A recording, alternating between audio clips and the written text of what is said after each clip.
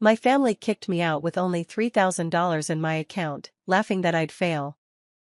3 months later, I sold my program for $10 million, and they begged me for help. Stick with me while I share my story, and if it touches you, don't forget to support our channel by hitting that subscribe button, dropping a like, and sharing it with the people you care about. My name is Lena Caro. I was 28, full of ideas and dreams, but my family didn't believe in me. My mom, Diane, my stepdad, Greg, and my sister, Tilly, said I would never succeed. One cold winter morning, they handed me $3,000, told me to leave, and laughed as I walked out. I had nowhere to go and nothing but a dream. I rented a small, cheap apartment and started working on my program, a tool to help small businesses manage tasks cheaply and efficiently. Every day was a struggle. I ate very little, worked long hours, and slept on a tiny couch. I met a mentor named Miles at a co-working space, who believed in me when no one else did. His encouragement pushed me to keep going. After weeks of hard work, I got my first client. Slowly, my program started growing. I landed a big deal with a regional company, bringing in millions. My family had no idea. They called, mocking me, asking if I was surviving. I smiled quietly, knowing I was already winning. 3 months later, I sold my program for $10 million. My family called, begged for advice, and wanted a share. I calmly told them I survived because I believed in myself, not because of you. For the first time, I felt truly free. The betrayal that once hurt me became the reason I succeeded. I thought my family would always have my back. I shared my savings, my dreams, even my deepest fears with them. I trusted them with everything, believing they wanted the best for me. But I was wrong. One evening, my mom, Diane, and my stepdad, Greg, sat me down and said I was worthless, that I'd never succeed, and handed me a small pile of money. They told me to leave, like I was nothing more than a stranger in my own home. I packed my things quietly, shock and disbelief weighing me down. My little sister, Tilly, stood in the doorway, smirking. "Good luck surviving," she said, her voice filled with amusement. It felt like a knife twisting in my chest. How could they, the people I loved, treat me like this? How could the ones who promised to protect me abandon me in the cold when I had nothing? As I stepped out into the night, the weight of betrayal pressed down on me. I had nowhere to go, no one to turn to, and a heart full of hurt. Every step I took away from that house reminded me that the people I counted on most had chosen to turn their backs. In that moment, I realized I was completely alone. The pain of being discarded by my own family was deeper than anything I had ever felt. But somewhere inside, a tiny spark ignited. If they thought I couldn't survive, if they believed I would fail, I decided right then and there to prove them wrong. I found a tiny apartment in a part of town I had never wanted to be in. The rent was cheap, the walls thin, and the streets noisy, but it was all I could afford.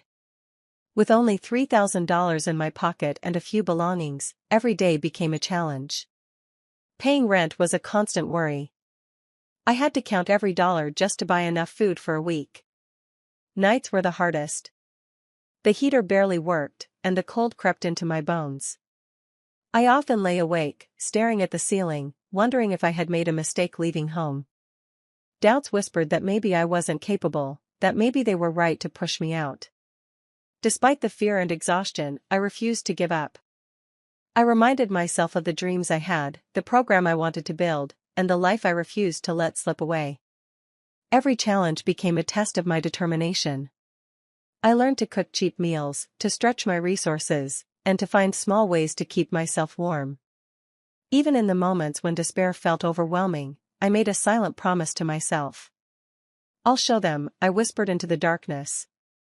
Not just my family, but anyone who had ever doubted me.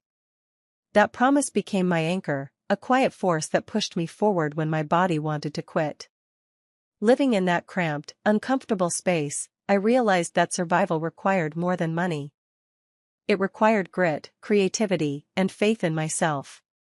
The struggles were harsh, but each day I endured strengthened the fire inside me.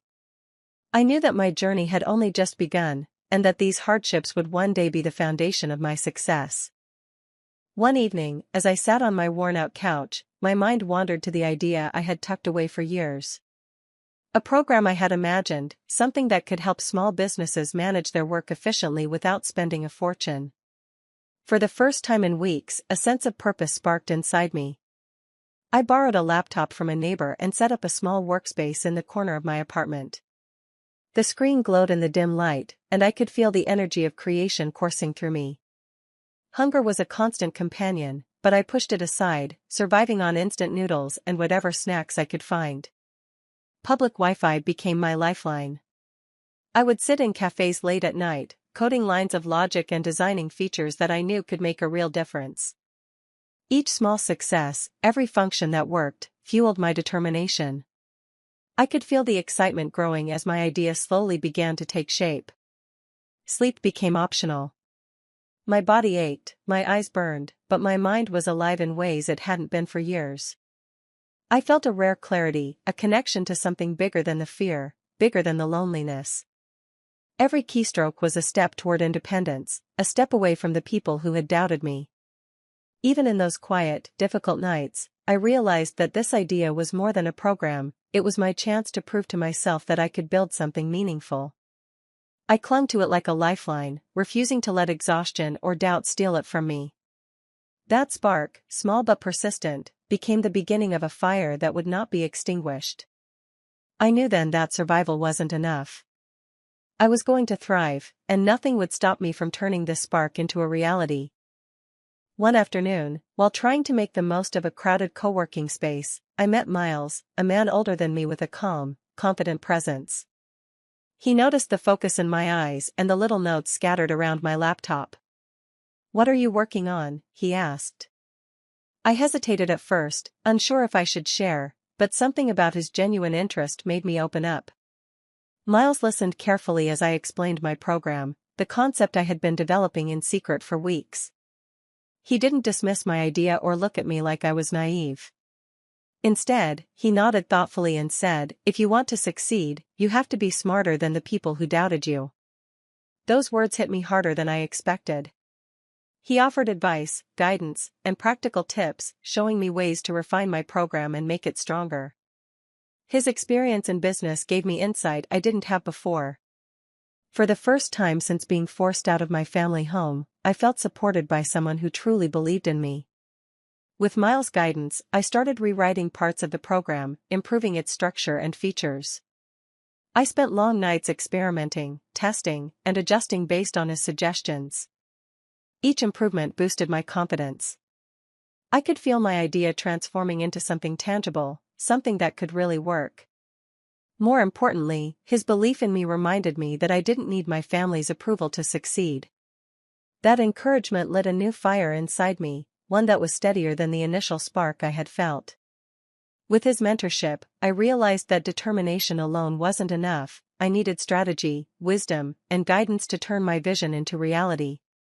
By the end of that week, I felt more prepared, more focused, and more determined than ever to make my program a success. Weeks passed, and I buried myself in my work. Every hour of the day was spent shaping the program, testing functions, fixing bugs, and making sure it could actually help small businesses the way I imagined. The couch in my tiny apartment became my office and my bed. Comfort was a luxury I couldn't afford, and socializing felt impossible. Money was tight. Groceries were minimal, and every dollar counted. Bills piled up faster than I could pay them, but instead of breaking me, the pressure sharpened my focus. I learned to prioritize, to stretch every resource, and to make every decision matter. The harder it got, the stronger my resolve grew. I experimented with ways to get my program in front of potential clients. I wrote mock marketing plans, cold-called small businesses, and refined my pitch. Each attempt was a learning experience, and each setback made me more creative. I refused to give up. In quiet moments, I allowed myself to think about my family. Their laughter, their dismissal, and their disbelief fueled a fire inside me. I didn't plan revenge through confrontation, but I visualized my success and imagined the look on their faces when they realized I had made it without them. That vision kept me moving forward when exhaustion and doubt threatened to take over. By the end of these weeks, the beta version of my program was ready. It wasn't perfect, but it worked. Every sleepless night, every skipped meal, and every stressful decision had built something real. For the first time, I could see the possibility of a life beyond their rejection, a life where I controlled my future and proved my worth on my own terms. After weeks of nonstop effort, something finally changed. A small retail chain reached out after hearing about my program. I was nervous, unsure if it would meet their expectations, but I presented it with everything I had poured into it. To my relief and quiet delight, they loved it. They were impressed with how practical and efficient it was, and how it could save them time and money. Hearing their praise for the first time felt like a weight lifting off my shoulders. I realized that my work had value, that I could create something meaningful without anyone's approval. For the first time since being pushed out, I felt a sense of independence. I didn't need validation from my family or anyone who had doubted me. Their harsh words and dismissal were no longer relevant. I had built something real, and someone outside my personal circle recognized its worth. This small victory ignited a new kind of energy inside me. I could see a path forward, one where I was in control of my own life. Each step I took, each client I gained, became a quiet act of defiance against those who had tried to hold me back. That night, as I closed my laptop, I felt pride and a subtle satisfaction. I was finally moving forward, not as someone who had been discarded, but as someone carving out her own future. The first taste of success fueled my determination. I knew this was only the beginning, and that one day, they would see what I had accomplished without them. I went to sleep with a newfound confidence, ready to tackle the next challenge, knowing that every small win brought me closer to the life I had imagined, and the quiet revenge that came with it. A few weeks after landing my first client, my phone rang. It was my mom, Diane, her voice dripping with mockery. "So, Lena, are you finally settled yet? Surviving out there on your own?" She laughed, and I could hear Greg chuckling in the background. I swallowed the urge to reveal the truth. Instead, I let my voice sound tired, fragile, and uncertain. "I'm managing," I said softly, hiding the pride and excitement that burned inside me. "It's slow, but I'll get there." Tilly chimed in, teasing, "Don't overwork yourself. You wouldn't want to end up in trouble out there." Their words stung, but I stayed calm. I let them believe I was still struggling, still weak, still the girl they thought they could dismiss. On the other end of the line, they had no idea. They couldn't see the long nights I had spent perfecting my program, the calls I had made, or the deals I was quietly securing. They had no clue that each passing day brought me closer to a life they had mocked as impossible for me. I hung up the phone with a small smile, feeling a surge of satisfaction. The contrast was almost delicious. I was thriving while they believed I was barely surviving. Their laughter no longer hurt, it motivated me. For the first time, I understood how powerful secrecy could be. Letting them assume I was failing gave me space to grow without interference, without their judgment hanging over me. Each hidden success built momentum, and every phone call became a reminder that the life they had tried to control was now completely mine to shape. I sat back and thought, quietly, that soon, the truth would hit them, and there would be nothing they could do to stop it. One morning, I received an unexpected email from a regional company. They had heard about my program and were interested in licensing it. My heart raced as I read the message over and over, hardly believing that a firm of this size was reaching out to me. We scheduled a meeting, and I presented the program, explaining its features, benefits, and how it could streamline their operations. They were impressed with the depth of thought and functionality I had built. Their enthusiasm was clear. They wanted to move forward immediately. When the contract was finalized, I realized the deal was worth $3 million. It felt surreal. I sat in my apartment, staring at the numbers, understanding that everything I had endured, the fear, the hunger, the lonely nights, had led to this moment. My work had value, and the world was recognizing it. For the first time, my family's words of doubt and ridicule felt powerless. Their opinions no longer mattered. The people who had laughed at me, who had pushed me out and said I would fail, could not touch what I had built. The success was mine alone, undeniable and unshakable. This deal became a turning point. It wasn't just about money, it was proof that I could succeed on my own terms. Every small victory before had led to this, but now, the scale of achievement was clear. I had created something real, impactful, and profitable.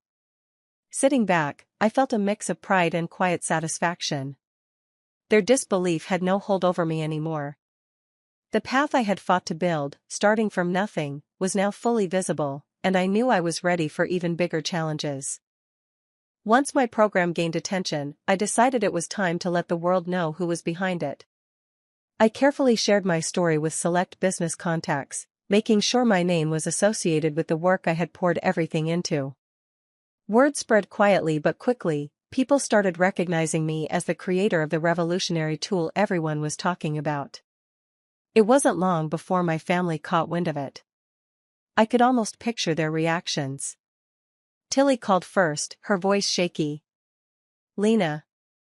I didn't realize. I'm sorry for how I treated you." I listened politely but said nothing more. Apologies would not change the past. Then came Diane. She pretended to seek advice, masking curiosity with concern. "Can you help me understand this program? I want to know how it works." I answered her questions calmly, without showing the pride or satisfaction bubbling inside me. Greg's call was the hardest to hold back a reaction. He wanted a share, a way to benefit from the success he had once dismissed. "You should let me invest," he said, trying to assert control. I didn't rise to the bait. I told him clearly that my work was mine and mine alone, and ended the conversation without a hint of hesitation. Hearing their voices, seeing their confusion and desperation, I felt a quiet satisfaction. I had let them believe I was still struggling, then quietly built something extraordinary. Now, when they reached out, it was too late, they had no power over me, and I didn't need their approval. In those moments, I realized revenge didn't require anger or confrontation. It was silent, deliberate, and immensely satisfying. I had proved my worth without a single word of confrontation, and watching them scramble while I remained composed was more rewarding than I could have imagined. 3 months after leaving the only home I had ever known, everything changed. The program I had poured my heart into sold for $10 million. I still remember the moment the funds hit my account. It felt like the weight of every struggle, every sleepless night, and every moment of doubt had been lifted all at once. I moved into a spacious, modern apartment, the kind of place I had only dreamed about while cramped in that tiny unit. Light filled the rooms, and for the first time, I felt completely at ease in my own space. I invested wisely, making sure my future would remain secure and independent. For the first time, I could truly breathe. I had built a life entirely on my own terms. The people who had dismissed me, mocked me, and thrown me out no longer mattered. My family's opinions, their attempts to control or belittle me, had no power here. They were completely irrelevant to the life I was creating. Every luxury, every smart decision, and every quiet moment of peace was proof that I didn't need anyone else to define my worth. Independence had become my ultimate revenge. I didn't have to prove anything with anger or confrontation, my success itself was the answer. I walked through my apartment, smiling quietly to myself, reflecting on the journey from fear and uncertainty to freedom and control. I had endured betrayal, survived hardship, and transformed it all into a life I could be proud of. The independence I now enjoyed was far sweeter than any retaliation. At that moment, I understood, true victory wasn't just about money or recognition. It was about reclaiming my life, owning every choice, and knowing that I had succeeded entirely on my own. A few weeks after my program's sale, my phone began ringing constantly. Diane and Greg wanted to meet. They claimed they needed guidance, pretending their interest was innocent, but I could sense the desperation behind their voices. Even Tilly called repeatedly, her tone shaky, almost pleading. I agreed to see them, not out of obligation, but to close a chapter on my own terms. When we met, I remained calm and composed. Diane immediately asked for advice on how to use the program, while Greg hinted he wanted a share, hoping I would bend. I answered politely but firmly, making it clear that my work was entirely mine. I would not give in to pressure, manipulation, or guilt. Tilly's eyes welled with tears as she whispered, "I'm sorry, Lena. I didn't understand. I treated you unfairly." I looked at her and felt a mixture of sadness and relief. I had been hurt by their disregard, but I also realized that forgiveness was optional, not required for my peace. I took a deep breath and said quietly but firmly, "I survived because I believed in myself, not because of you." The words carried weight, not in anger, but in truth. Everything I had endured, every obstacle I had faced, had been overcome through my own determination. Their attempts to reclaim influence over me ended there. In that moment, I felt a sense of closure stronger than anything else. Triumph didn't need to be loud or showy. It was personal, silent, and undeniable. I had reclaimed my life, protected my independence, and proven to myself that no one's opinion could define my worth. As I left, I felt lighter, free from their control, and fully aware that my success and peace belonged entirely to me. Sitting in my new apartment, I finally had a moment to reflect on everything that had happened. The memory of being thrown out with only a few $1,000s, the nights spent struggling to survive, and the constant doubt from my family all came rushing back. At first, those experiences felt like wounds, but now I see they shaped me. The betrayal I endured fueled a determination I didn't know I had. Every challenge forced me to think creatively, to adapt quickly, and to push harder than ever before. The hardships weren't just obstacles, they were lessons that sharpened my skills and built resilience I hadn't realized I possessed. I see now that revenge didn't come through anger or confrontation. It came quietly, naturally, through the life I built for myself. My success, my independence, and my ability to thrive without anyone's approval became the ultimate response to those who had doubted me. There's a sense of peace in knowing I don't need my family to validate me. Their opinions, once so heavy, no longer have any weight. I have created a life of my own choosing, financially secure, respected in my field, and confident in my abilities. Looking back, I realize that the journey was about more than money or recognition. It was about reclaiming control over my life and trusting myself to succeed against the odds. I feel empowered, emotionally steady, and ready for whatever comes next. I finally understand that the true victory was never about proving them wrong, it was about proving to myself that I am capable, strong, and unshakable. Every step I took, every decision I made, led me here. And for the first time, I feel completely free. Do you think I made the right choice by walking away from my family, or should I have given them another chance? I'd love to hear your thoughts in the comments. Don't forget to subscribe for more stories like this.